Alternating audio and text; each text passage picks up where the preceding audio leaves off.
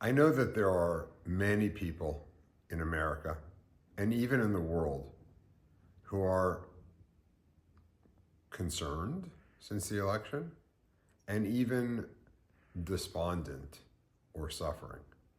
And maybe will misunderstand the extreme enthusiasm that others might feel. Like me, I actually feel buoyant since the election. And so I want to explain why. In my mind, the lead from behind version of America died on election night. Those famous words spoken by Barack Obama when he first took office, that he would change America in many ways, including making America a country that led from behind.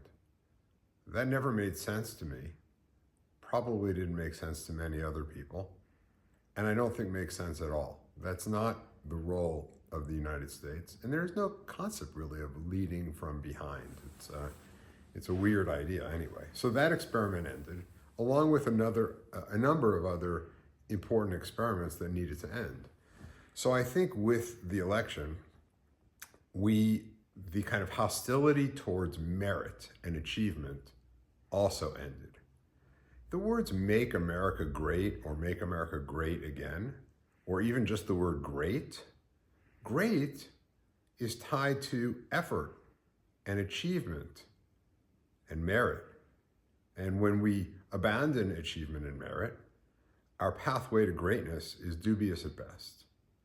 So this hostility towards merit, I think, has died at election night. I'm thrilled about that. Identity, dividing a nation by identity, skin color, religious, racial, sexual preference, that died too. And thank God that died. That can't be healthy for society. Why can't we all just respect each other as human beings and not care about any of that stuff? And bringing that stuff to the forefront, I think, only promotes division. Well, and I think we can say safely, we saw a very divided period during the time that we chose to emphasize those things. So maybe the de-emphasis of that will be a healthy end to the divisiveness in our society. That's another reason to be very, very happy. Censorship. We lived through a period of censorship like I've never seen in America, and reminiscent of the Soviet Union. And if you don't know that, do a little bit of research. It started perhaps with COVID, but censorship and the society that squashed voices through shaming or banning or excommunicating people who had different opinions than the standard opinion, that's censorship. We had a censorship society, and I think censorship died on election night. I'm thrilled about that. Fear-mongering. You know, yes, there's fear-mongering in politics on every side, in every race. But have we really ever heard any fear-mongering like the fear-mongering that was brought about in an antagonistic way towards the MAGA movement and Trump? Have we ever heard anyone called Hitler before? I have not. I've been around America for a long time. Have we ever called a person's followers Nazis before?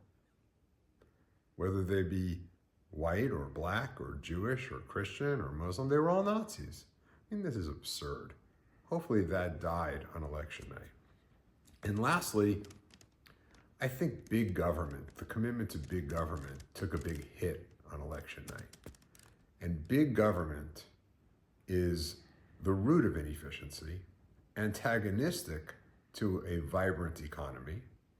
And I think with the death of big government, or the death of the commitment to grow big government and actually shrink government, we now have a commitment to shrink government, we should all be excited about the economic payoffs that will yield. So I'm pretty happy. I hope you are too.